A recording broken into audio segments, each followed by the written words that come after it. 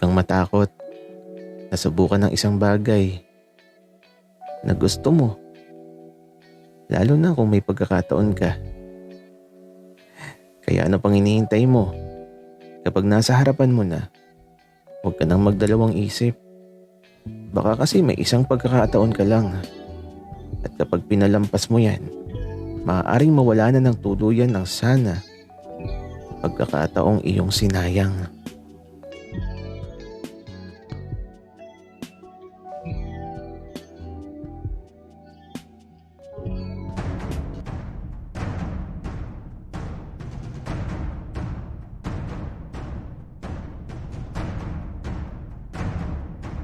Kaibigan, huwag mong kalimutan mag-subscribe sa aming channel at huwag din kalimutan i-click ang notification bell at subscribe button. Subscribe na!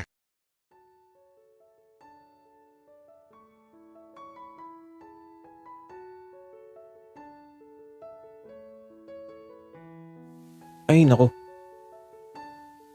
ang lakas na naman ng ulan. Pero okay lang, ang mahalaga. Makikita ko ulit mamaya si Daddy David. Grabe naman kasi talaga yung nakita ko kahapon. Sobrang laki talaga. Halos abot kamay ko na. Buti lang nakapagpigil ako. Tsaka, di ko naman gagawin yun. Natatakot ako eh. Kaya naman, nang matapos ng klase namin ngayong umaga, mukhang di titigil ang pag-ulan. Ang lakas eh.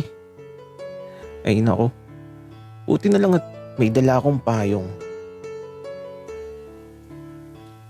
Benji, bakit di ka nagdala ng payong? Alam mo namang tag-ulan. Meron namang payong sa bahay, Arturo. Kaya lang, ang haba, tapos kulay pink pa. Ewan ko ba kung kanino yun?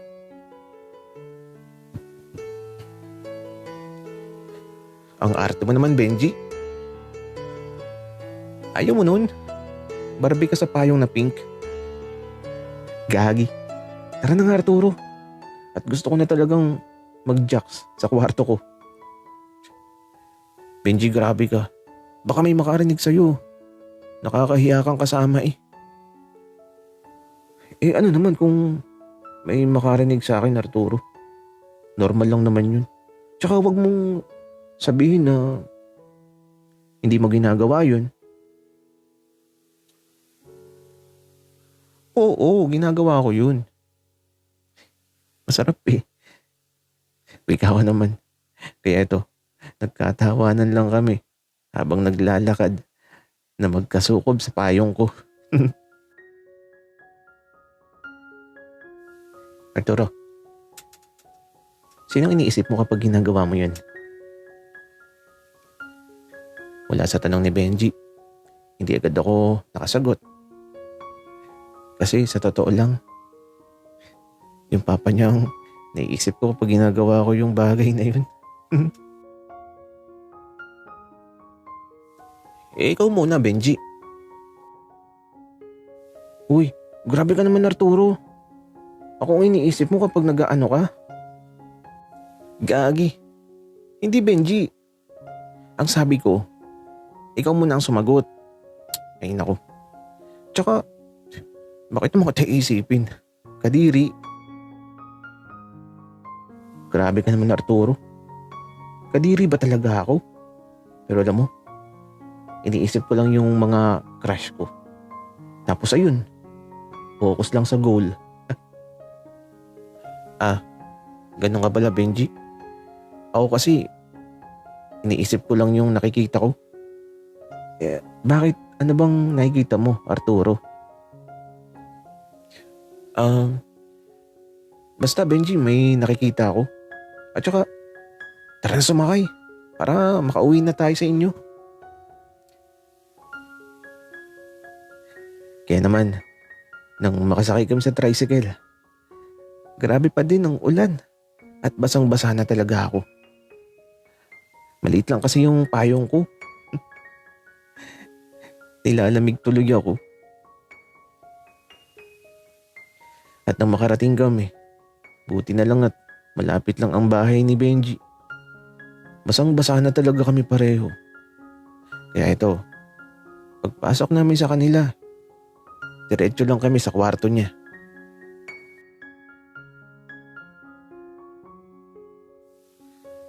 Arturo, gamitin mo muna yung mga damit ko. Wika ni Benji na ito, nagubad na sa harapan ko at aba. Maganda pala ang katawan niya. Pero, mas maganda yung katawan ng papa niya.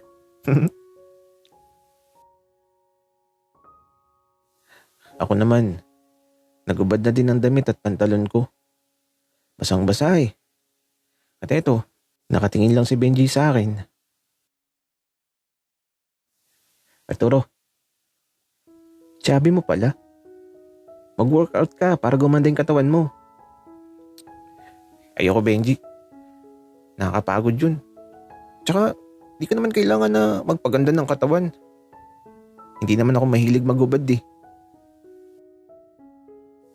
Okay, edi wag. Pakurot nga sa dede mo, Arturo. Wika ni Benji. Naaba, ang bilis ng kamay. At kinurot talaga ang dede ko.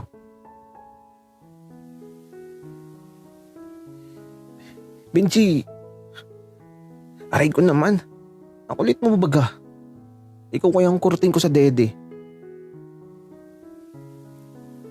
Ay, kurutin mo din. Wika ni Benji. Akala niya ata, nagbibiro ako. Kaya ito, kinurot ko ang dede niya. Gagi, ang sarap, Arturo. Yung kabila din. Wika ni Benji. Seryoso ba siya?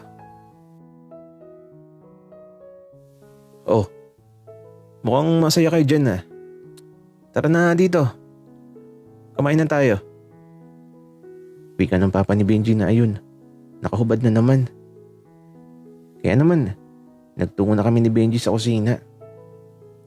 At habang kumakain kami ng tanghalian, di ko maiwasang di mapatingin sa dibdib ni Daddy David. Matambo kasi.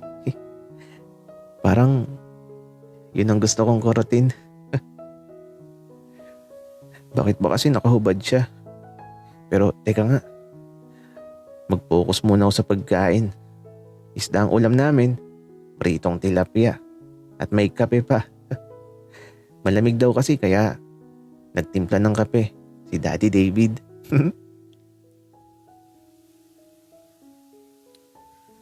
Tapos na ako.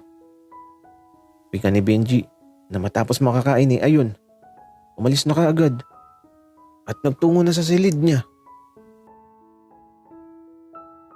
Bigla tuloy akong kinabahan. Kasi naman, kami lang dito ni Daddy David. Ewan ko ba, bakit ba kinakabahan ako? At yung puso ko, parang sasabog. Arturo, tikman mo. Wika ni Daddy David na may hawak na kutsara na may kanin at isda. Arturo, subo mo na. Huwag ka nang mahiya. Wika ni Daddy David habang nakatutok na sa may bibig ko yung hawak niyang kutsara na may pagkain. Wala talaga akong nagawa. Nakatutok na eh. Kaya ito, napasubo na lang talaga ako. At matapos kong maisubo yun, parang nahiya ako bigla. Okay ka lang ba, Arturo? Para kasing namumutla ka. Wika ni Daddy David na hinawakan bigla yung leg ko. Para ako nakuryente sa ginawa niya. Bakit kasi humawak siya bigla sa leg ko? Pasakal pa yung ginawa niya. Akala ko tuloy sasakalin niya ako. Ay naku, bakit pa kasi iniwan ako ni Benji? Arturo, sobrang init mo. Uminom ka ng gamot. Pagkakain mo, ha? Baka lagnating ka. Opo. Ang tanging sagot ko. Ano ba yan, Arturo? Ang lakas naman makatanda ng opo mo. Kung gusto mo, Daddy na lang ang itawag mo sa akin. Opo, Daddy. Wika ko. At ayun, ngumiti lang si Daddy David. Ay naku, ninenervyos ako sa mga nangyayari. At ito, tumayo si Daddy David. At di ko maiwasan ng mapatingin doon sa nakita ko kahapon. Grabe. Galit na naman po. Pero nakatago naman. Kaya lang, bukol na bukol. Babalik ako, Arturo. Ikukuha lang kita ng gamot. Naku naman, wala naman akong sakit eh. Pero sige, magpapaalaga ako kay Daddy David. At pagbalik ni Daddy David, grabe. Lumapit siya sa harapan ko tapos yung bukol, tutok na tutok sa akin. Arturo, medyo mapait ito pero tiisin mo lang. Pagkasubo ko sa'yo, lunukin mo na kaagad. Kalmahan nyo lang, gamot yun. Kasi parang lalagnatin talaga ako sa nakikita kong bukol sa harapan ko.